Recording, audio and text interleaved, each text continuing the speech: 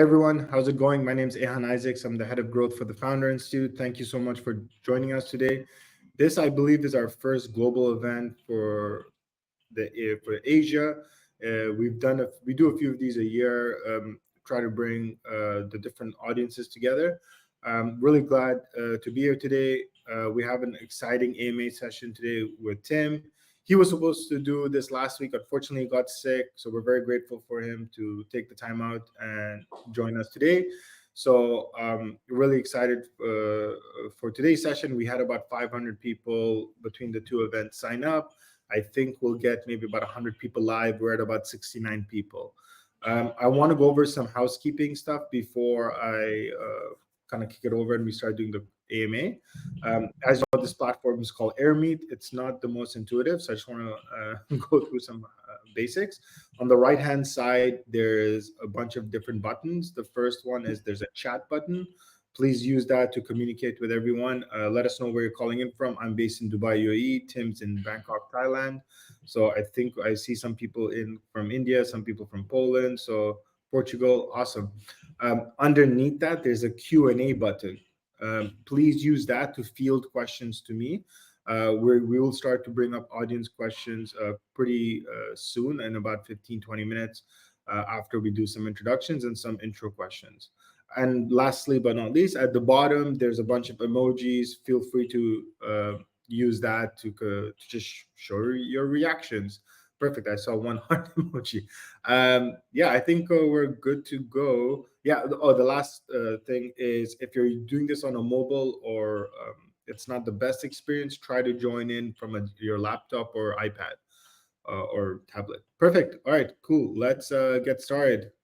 Tim, thanks for joining us. Thanks, Ehan. Appreciate it. Awesome. Yeah, then I hope you're feeling well. I'm just going to read out your bio and then maybe I'll kick it over to you to add anything to it and then we can just jump straight into it. But yeah, so everyone probably already knows about you. If not, Fahima, can you just put Tim's LinkedIn in the chat and then I'll broadcast it. But Tim's a 3-time exit founder and currently the CEO of Kubegrade, an enterprise SaaS startup automating Kubernetes cluster management for mid to large companies. With a proven track record of scaling startups, including growing TendoPay, its acquisition to Tonik Bank, Tim specializes in founder-led sales, go-to-market strategies, and innovative scaling playbooks. He's also the host of the Next Big Wave podcast of founders in Southeast Asia. Awesome, Tim. Thank you so much for joining us today. Appreciate it, Ehan. And as you mentioned, I was a little sick last week. Well, actually, really sick. I'm 90% better, so if my voice breaks at some point, I apologize. It's not intentional. Yeah, no worries. Hopefully everything goes smoothly. I just broadcasted Tim's LinkedIn. If everyone wants to go and connect with him, tell him you heard about us from FI. And yeah, okay, let's get things started. I have a question before we get started. This AirMeet is FI portfolio company or not? Looks really good. Just curious where. No. I wish if it was FI portfolio. It's not. It's a platform we started to use during COVID because they had, as you know, it has this virtual networking lounge. So we were using that a lot, and then we just adopted it as our main. That's good.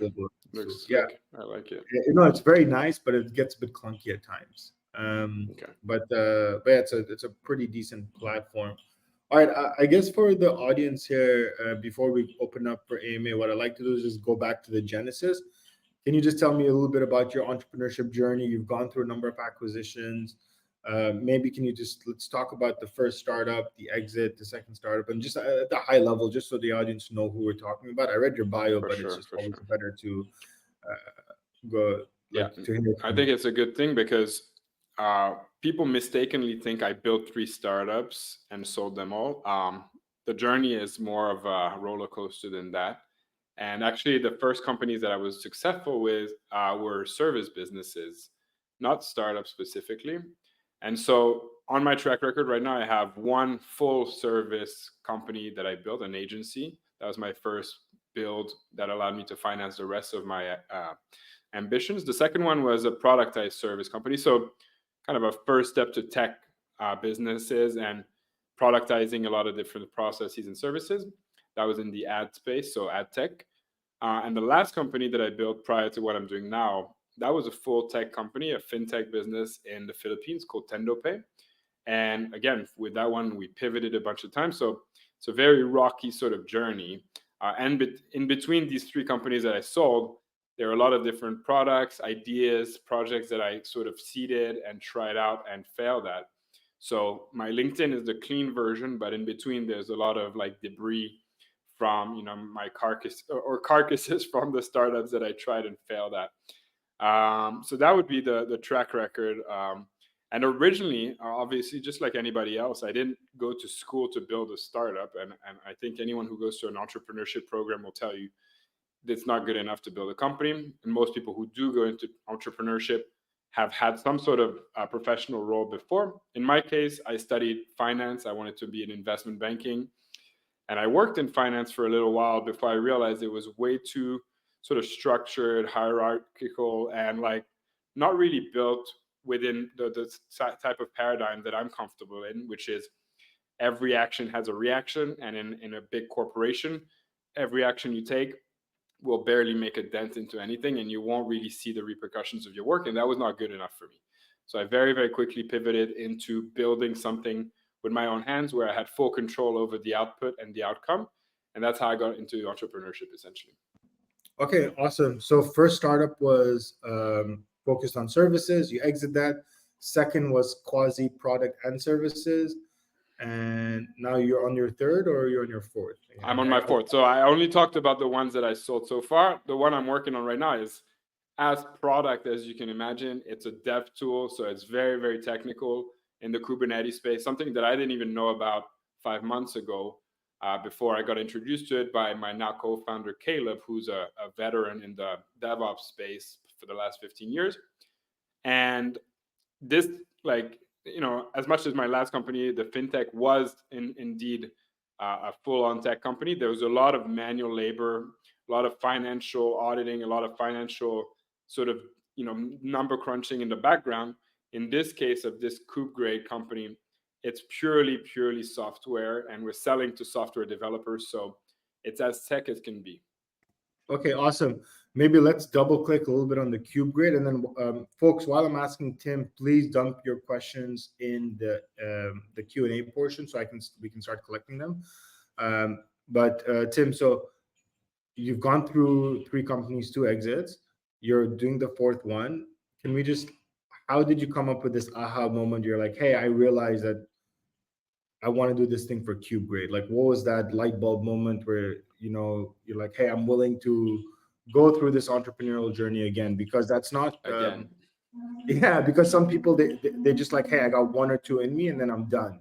And I mean, we all think that way until, you know, you go through a year of consulting, and that's what happened to me, and you kind of get bored and you want to build something again.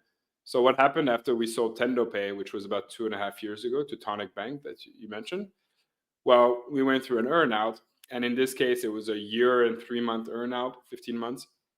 And during that earnout, you're kind of working for a corporation again, which is the exact opposite of what I'm built with, like, which is entrepreneurial fiber. And I realized very quickly I'm not going to work for that bank after the acquisition goes through and the earnout is over. So I packed my bags, moved away from Manila, where I was based, and decided to go to Bangkok, a place that was sort of on my bucket list to live in. I really love coming to Thailand every time I do. And my wife being from South Korea, it was very close to home, and we wanted to stay in Southeast Asia. And during, you know, the post-acquisition period, most people don't have an idea immediately. And like, it's very rare to have back-to-back-to-back ideas. And I did 3 back-to-back ideas. This time I told myself, let me take a break. Let me take as long as it takes to come up with a new project. In the meantime, I started a podcast. I was very active on LinkedIn, posting about a lot of different playbooks that I had developed for TendoPay and for other companies in that were, you know, operatable in Southeast Asia. And during that time, I was also consulting with a bunch of founders in Southeast Asia. So I probably worked with 25 founders in the last year, which allowed me to kind of come up with new ideas, open my horizons into what was out there. Because as founders, one thing we realized is that there's businesses in every corner of the planet. We just don't know about most of them because we're not exposed to them. There's no need for us to know about them. And in this case, this idea came about because Caleb, whom I had known for over 5 years. We met in Manila. He had been working in this agency of his for 10 years plus, servicing, hundreds of startups, Series A and Series B companies with their DevOps needs. And he realized very quickly, maybe like 4 or 5 years ago, that Kubernetes was taking over. It was representing 90% of his workload.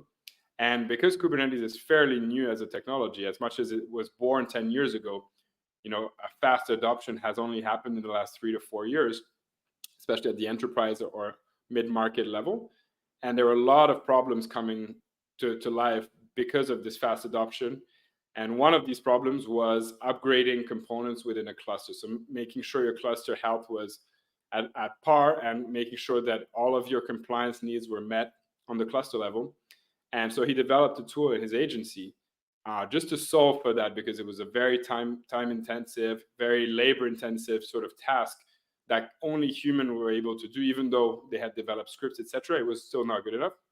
So he built a tool for his team, and then realized that this was a tool he could bring up market, sell out of his agency, and in this case, spin out and build as a standalone SaaS.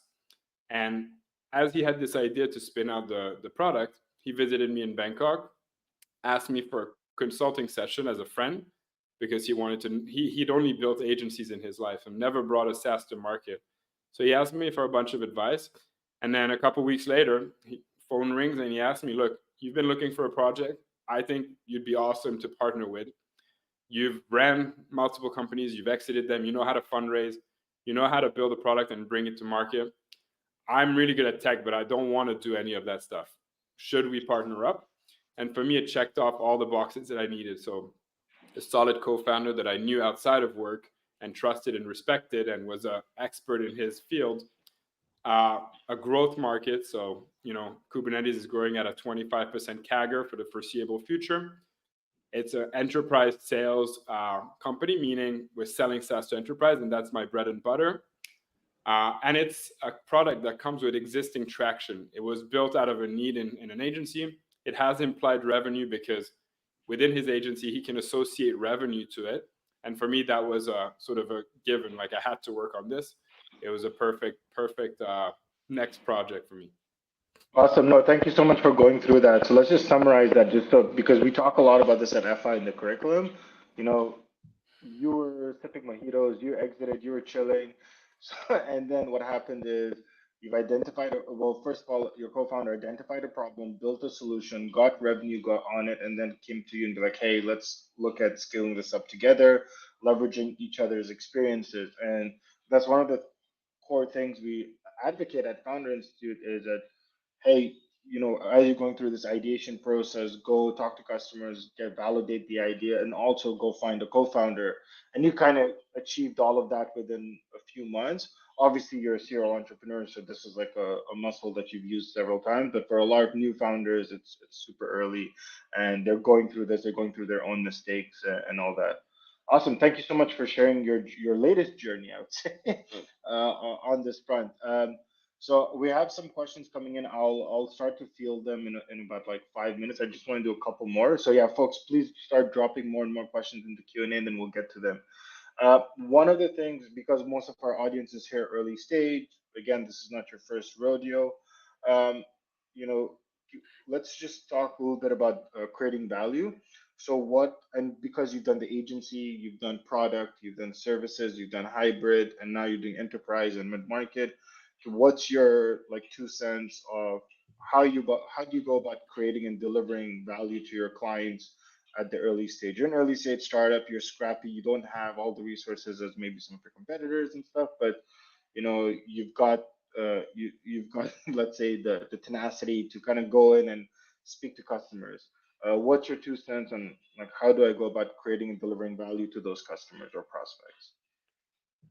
Yeah, I mean, the main thing, and I see people making this mistake a lot, is they're building based on a hypothesis that they have, a personal need that they might have, rather than sort of surveying the market and making sure they fully understand whether or not that market has a need. So at the end of the day, all I do is spend time with potential customers, sit down, pitch them an idea, listen to their feedback, and iterate based on their feedback. Meaning, if they do see an immediate need, I'll sort of expand on that. And I'll try to understand what about what I just said made them tilt so hard, and is it really a problem that they would pay for, etc. So, like, you always talk about surveying and interviewing your prospects or your potential clients and trying to understand and building for that. Everyone knows the concept. I haven't seen that many people do it properly. And to me, that's really like a key way to build, is just identifying an ICP I want to build for, especially with like an original hypothesis, and just expanding on that. And I never go to a potential customer with like a survey form, etc. I do everything sort of relational based. So I'll ask them for 15 minutes of their time, have a couple questions, sort of like want to direct the conversation a certain direction. And then based on how they react, I try to pick up on, visual cues as well, not just what they say, but like see how they react. Like, are they excited about what I said? Are they turned off? Does it make them think about something? If it does, I want to figure out, what do they think of? Like, where did they go back to? Like, were they thinking of a problem and how they solved it? Were they thinking about another tool that they used? I want to map out exactly how they think about the problem statement that I've defined, and understand how I can potentially solve it for them. And that is what you kind of call development partners as well. Is right now that we've sort of validated a lot of different things, we're a little bit later stage, but we still utilize the same strategy by going to like 2 or 3 high potential customers and saying, hey, we know that you need this. You've identified it. You've mentioned that this is something that you would pay for. Can we build it together? And in exchange of you sort of sitting down with us and really walking us through exactly what you want, from like features to look and feel to use UI, etc. We want to sit down and build it for you essentially, and in exchange we'll give you like a year of free service or whatever it is. And that, like, to me is like continuous iteration with your ICP, with your ideal customer profile, which a lot of people forget to do. And like, people get caught up in one validation and then start building like crazy. And it's kind of, you probably see this at F5. People start building features. They get excited because they feel like working on something makes them feel better, makes them feel active, makes them feel less guilty. I'd much rather spend a ton of time doing nothing, just thinking, spending time talking, engaging with people, than building, because at the end of the day, I feel like I'll build something a lot more solid, a lot more needed. Yeah, and I think just one thing to add, that especially in the age of AI, like feature parity is there. Like I can literally go onto Replit and build a new product with like 6 prompts, and I can, like, it'll be janky, but like I can build feature, I can ship stuff. So it's no longer about just having strong features. It's about going in and doing what Tim is talking about, is just really co-creating the product with your customers to make sure that it's like a really good fit, and then it gets really, really sticky, right? Um, I guess on that note, Tim, so I have 2 follow-up questions. One is, how many customers or prospects did you interview, or would you say is the right amount before you're like, okay, I see this being like product market fit, or I just see some traction on it, right? That's the first one. And the second thing is like the whole AI. Well, obviously it's no longer a trend. It's AI adoption is here. What is your thoughts on like how AI is being adopted across these different SaaS products, and where would you kind of see that trajectory going? So I guess 2 fully loaded questions, but yeah, I'll kick it over to you. Yeah, totally. So in terms of numbers, it's really hard to quantify. In our case, and this is a very specific and unique case, is we are building something that was used in an agency. So 100+ clients were using this tool unbeknownst to them, right? So Caleb's team was using this tool in the background. It's a command line interface, so the clients would never see it. The engineers working on their DevOps were using this tool. So we had validation from that point. Then when it came to me and validating the product, because I don't want to just trust someone that, hey, they have this tool, it's working, and it brings value. Like, that's great. I trust my co-founder, and we're really good friends, but I'm not going to jump into a new venture for potentially 5 to 10 years just based on something he told me. So once I was kind of interested and intrigued by the project, I reached out to 12 CTOs that I knew quite well, and it's a purely random number. I just went through my LinkedIn, my WhatsApp, etc., and started looking at people who would be relevant to talk to.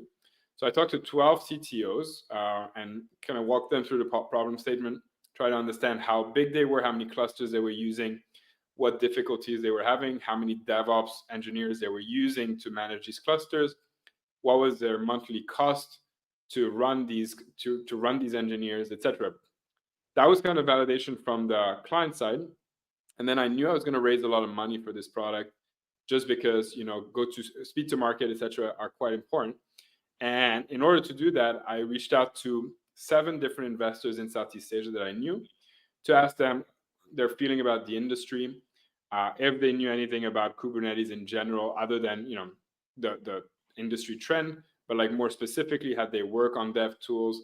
Did they know anything about sort of cluster management, their familiarity with AWS, Google, Azure, and their Kubernetes offerings, their network. So would their network be some people we could tap in the future if we wanted to find clients and get doors open?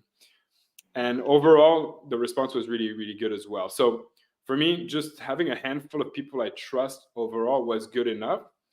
But in the case that you don't know your potential clients, you might have to go a little bit deeper in terms of how many people you question. But that also begs the question, should you be building for people you don't know at all, that you don't have a network in? In my opinion, and I might be jumping the gun here, is that whether it's you or your co-founder, you should be building something that answers a need that you've identified, not a need that you're thinking is there. So something, you know, from your previous company that you were struggling with, or you knew a team was struggling with, and you know that other teams are struggling with, you could build from that. Or, you know, something that you have sort of a competitive advantage or knowledge on that others might not have. That's kind of the first question. And the second one was, is AI taking over? So, you know, I'm reading the news same as you are. I've been sort of staying on top of AI trends since the last 2 years, probably a little more than that. And as of recently, all the, you know, big companies are laying off engineers because they're realizing a lot of the junior and now sort of mid-level engineering tasks can be automated and replaced by AI. In our case, the beauty is that DevOps is a very sort of grunt work type of space. And there's no, currently at least, there's no AI that can sort of do what we're aspiring to do. We're actually using AI ourselves to sort of enrich our compatibility matrix, which is one of our moats, which is really having a full database of every single component that runs on Kubernetes, making sure we understand all of the versions, all the version compatibilities between the components and the different Kubernetes versions, and then all the dependencies between these components, and there are tens of thousands, right? So we're using AI to sort of scrape and enrich our databases, but our databases are moat. And right now, AI cannot do what we do in terms of you know, analyzing clusters, running all the components through compatibility matrix, and then assisting with the upgrades of all the different components on all your different clusters, whether it's on one or multi-cloud or on-prem, on-cloud, hybrid, etc. So it's a lot more complex than a lot of the different, you know, engineering tasks that are being replaced by AI at the moment. Yeah, I guess that's where the agentic stuff comes in versus actual workflow automation versus RPAs and stuff. So I mean, yeah, agentic stuff is something we use constantly, and especially in my team, like in the go-to-market, I'm building a lot of agentic stuff, whether it's, you know, content creation, marketing, sales, customer support. We have a ton of stuff in the works right now. It's very exciting, to be honest. Like, I don't want to, again, answer a question you haven't asked, but what I'm really excited about right now is that every new employee that I hire, whether they're, you know, already very well literate with AI or they're willing to be trained, every new employee needs to manage their own agent, meaning every new employee is like hiring 10 new people. And that's the way I'm building this company. Well, yeah, that's a very powerful statement. And I've done that internally with the team as well. I'm like, guys, like, you need to be using all these different tools and you need to be able to figure all of this out to get more output out, because that's the reality and that's how we'll be efficient. We're a small team and stuff like that. But I love it. Okay, cool. We've got a bunch of questions. Let's kind of switch just gears to add to start. that. I had an interesting debate with a founder, because I'm in a founder community. Maybe you've heard of them, Iterative, out of Singapore. They're an accelerator, and there's a really, really good active community there. And one of the founders was kind of complaining that she was interviewing a prospect, and she could feel that her answers were, AI generated, and she felt like she was cheated because the person was answering too well. And a lot of us had a different opinion that maybe she shouldn't make the prospect or the applicant feel like it's cheating to use AI, but instead sort of highlight the fact that AI will be used and necessary, and to be open about their process on how they're leveraging AI to lead a better interview, etc. So very exciting times, because some people are still against and they feel like they're hiring cheaters, whereas others see it as a pro and they feel like, hey, I want to hire people who understand and leverage AI. Yeah, perfect. No, I appreciate you sharing that.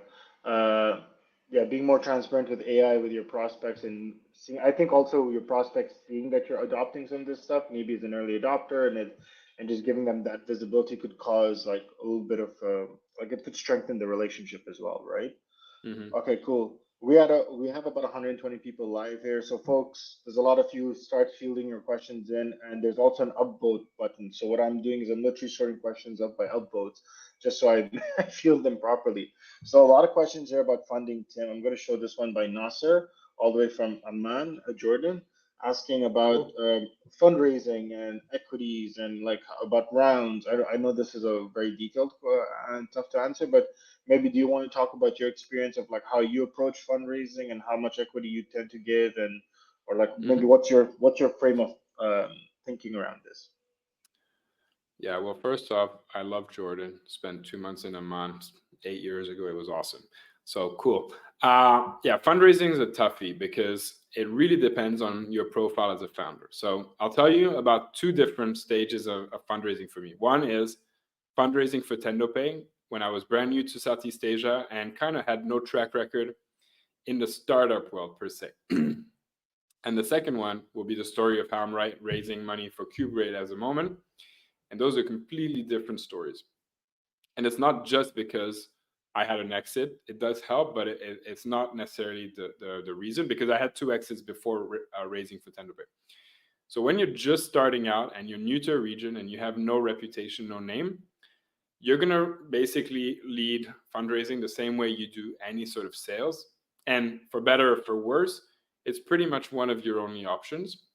But essentially, you're going to have to do a lot of cold outreach. That's number one. And right now, like, we didn't have this when I was fundraising for TendoPay, but now there are databases of investors that are really, really well put together by region, by sector, by stage, etc. So cold outreach will be not like a big sort of playbook, and it's not going to work very well, but you have to do it. The second thing is you're going to have to network like hell, whether it's virtually or in person. So I try to go to every single startup event that I can, and I try to get like 5 minutes of FaceTime with every single investor there, just to be on their radar, just so they've met me, they've heard my name, so that when I do use the cold outreach strategy, it's not as cold. They've heard my name, they might have spoken to me, they might remember me for something. So try to be memorable. The third thing is doing every single pitch competition you can imagine. And now there's like pitch competitions online, offline, everywhere there is. And I'm assuming you're talking about pre-seed, seed stages, by the way, because later stage, it's a completely different ballgame. But yeah, essentially, you're going to want to have to be everywhere all the time and put yourself out there as much as possible. And it sucks. Like when we raised for TendoPay, not only were there no VCs in Southeast Asia, so to speak, there were maybe like a handful of VCs. So all of our fundraising efforts had to go through angels.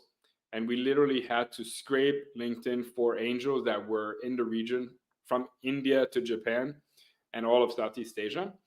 And essentially send cold outreach via LinkedIn, find their emails, reach out to them, try to get them on calls, constantly evolve our messaging, constantly evolve our deck, be very, very flexible on terms. And that's just the sucky part about being a first-time founder. If you're lucky, you'll be sort of introduced to a variety of different programs, like FI might be one, Iterative might be another, Antler are great programs. All of these programs that offer you a bit of funding for a little bit of equity, especially if you're kind of, unfortunately, nobody in the scene.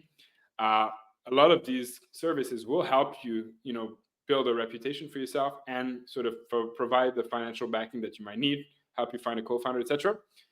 But it's very, very tough. And it's the same for everybody, unless you're in a hot zone like, San Francisco, where every single coffee shop that you go to, there are founders just like you, and there are investors that are looking for founders just like you. If you're in Southeast Asia, if you're in the Middle East, we're all on the same boat. It's a struggle, and you just got to find every single resource you can. Thankfully, with AI now, you can build huge databases of people to reach out to programs to apply to, and just, do your work and try to get in.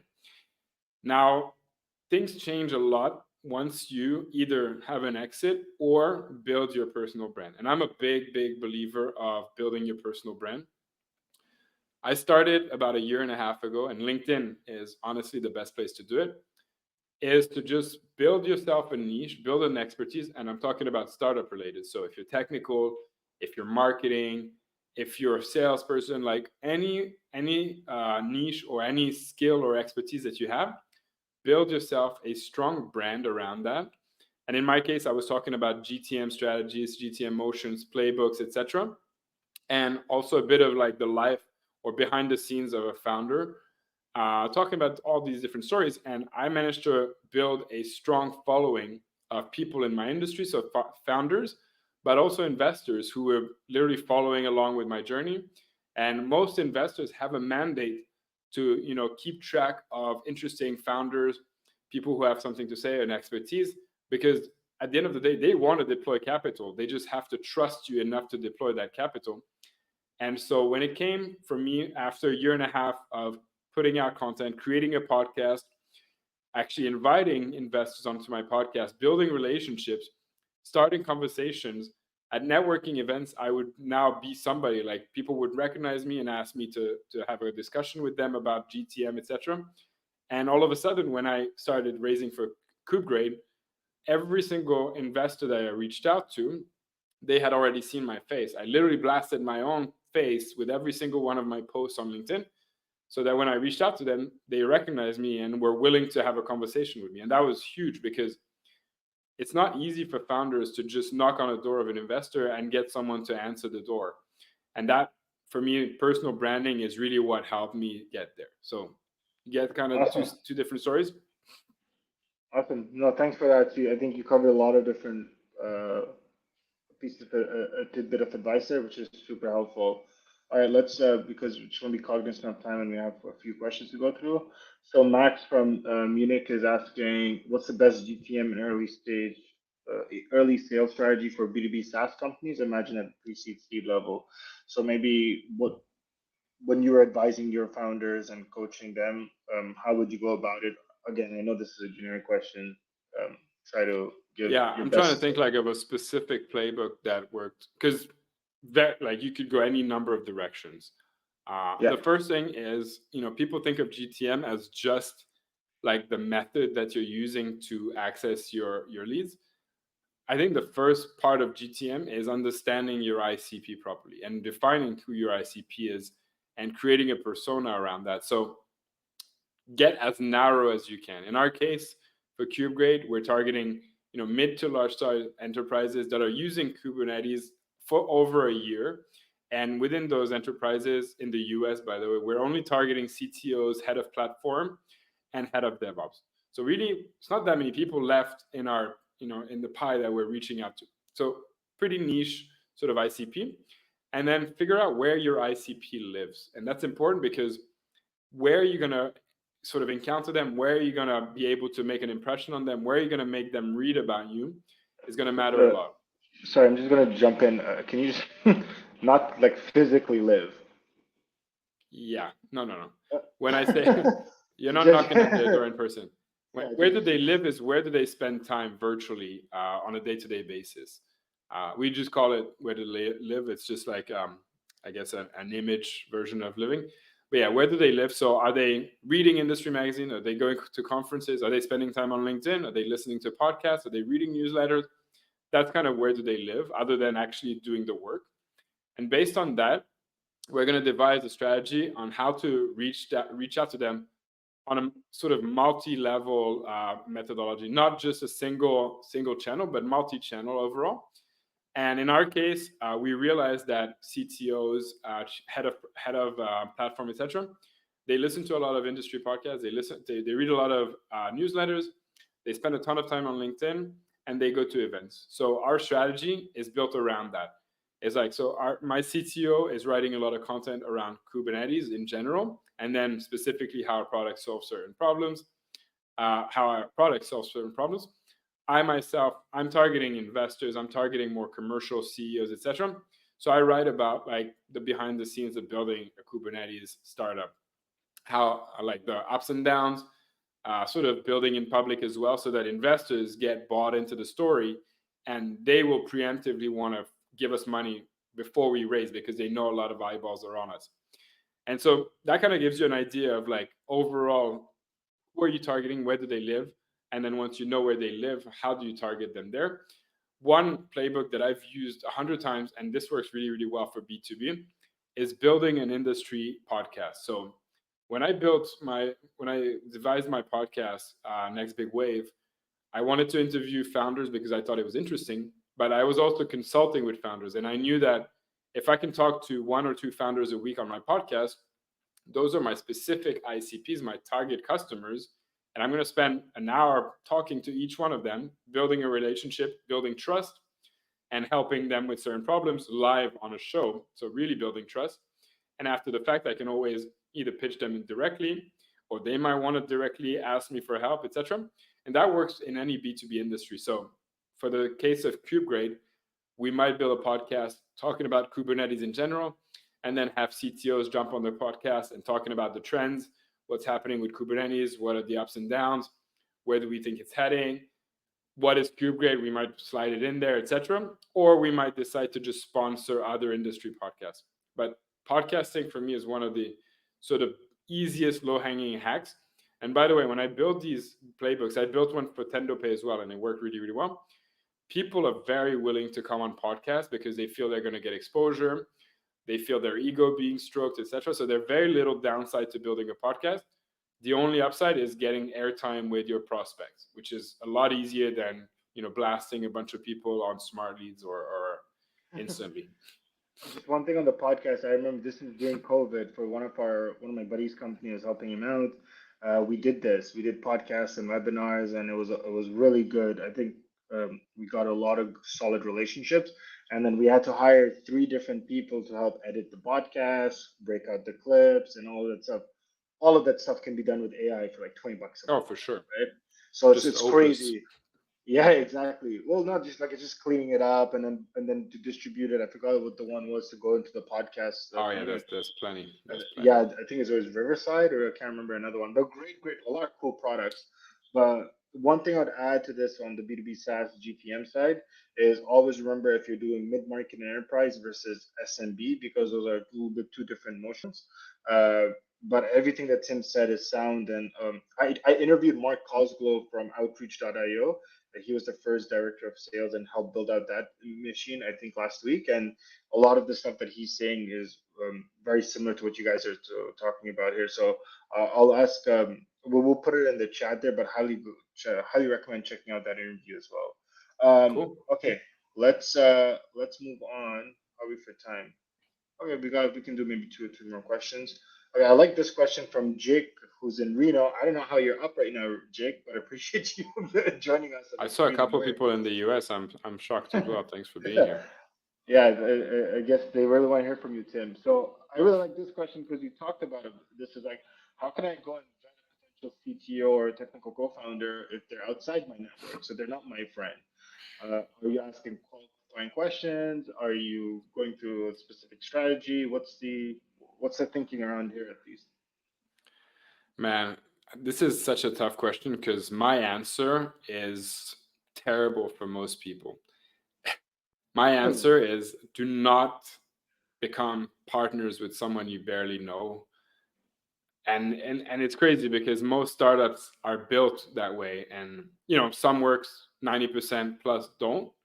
And I'd argue that one of the reasons startups don't work is because you start building something with a co-founder that you just met specifically for the needs of this startup. Whether you met, through a networking event, through LinkedIn, you almost recruited them in a sense, or you were partnered together through a program that does, founder matchmaking.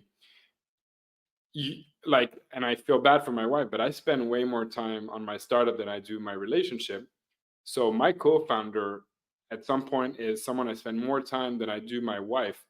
And I didn't marry my wife by, finding her through a networking app just based on a few criteria that, I thought it was going to work. I did meet her on a dating site, but I spent a long time vetting her and spending time with her and making sure that she was the right partner for marriage. And at this stage, building the startup is your marriage already. So you're jumping from barely knowing them to marrying them. And the reason it sucks is because most people don't have a choice.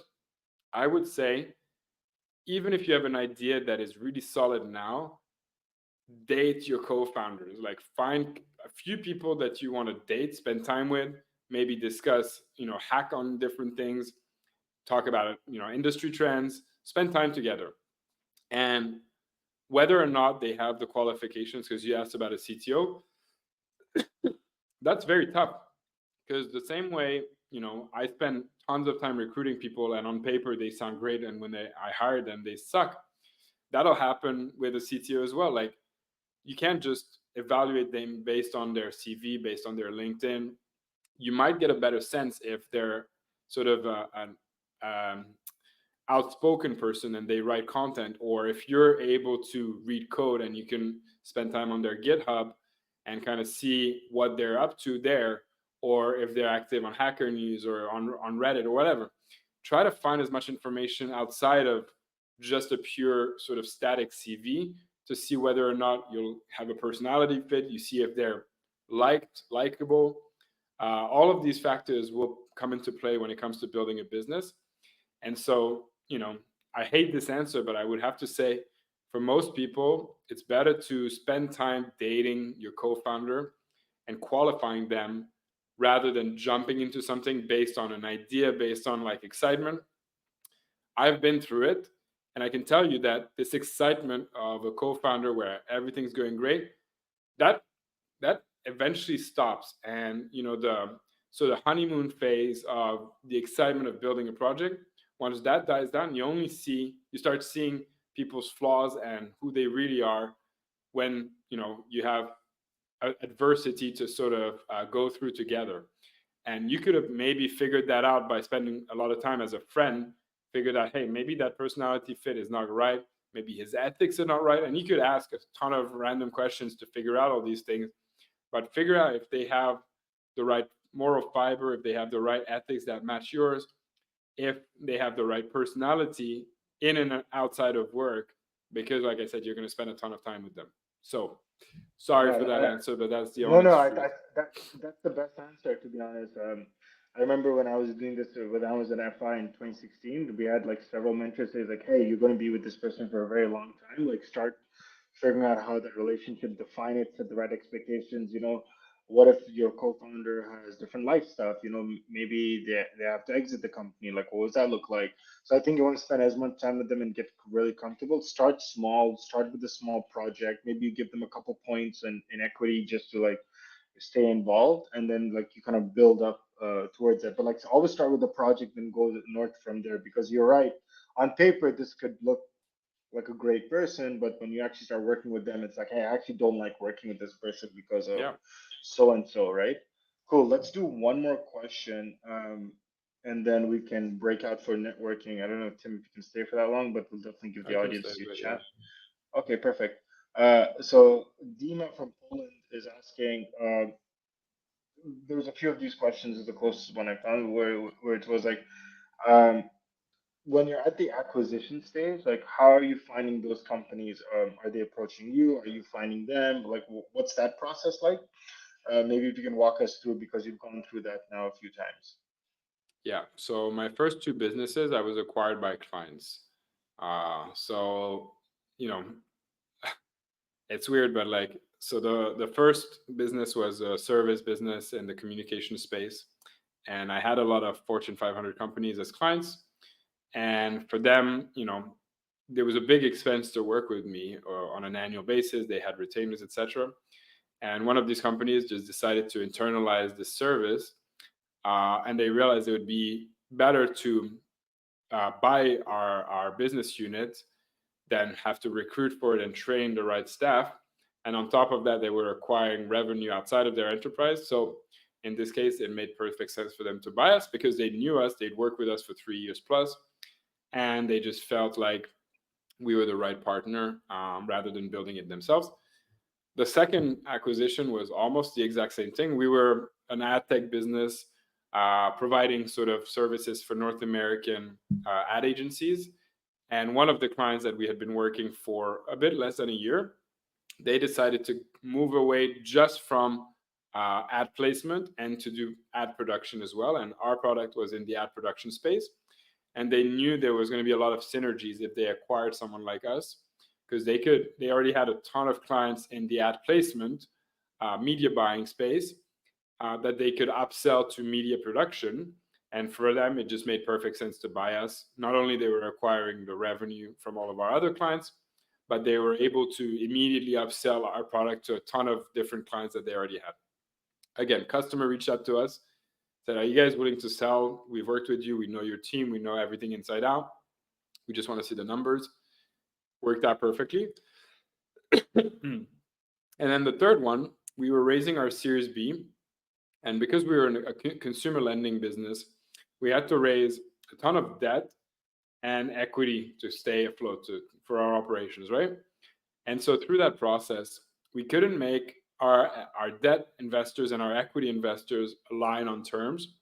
And we're talking, multiple 8-figure sort of multiple 8 figures in debt and then 8 figures in equity as well.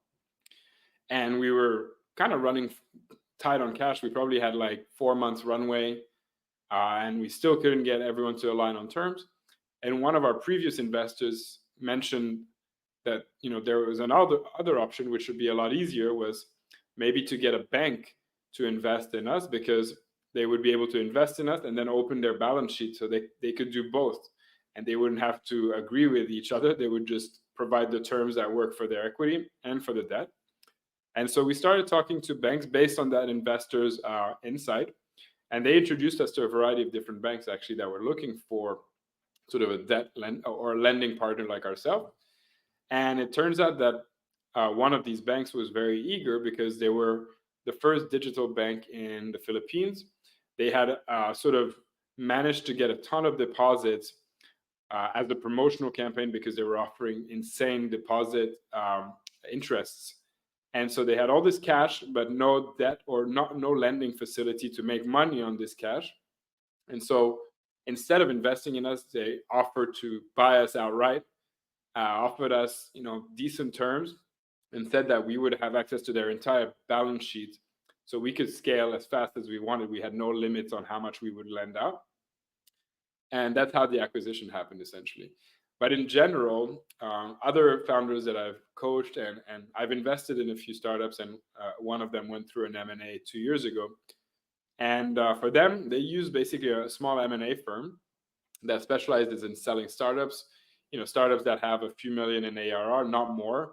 Once you start becoming bigger, you might want to go with bigger M&A firms, big banks in the US or whatever.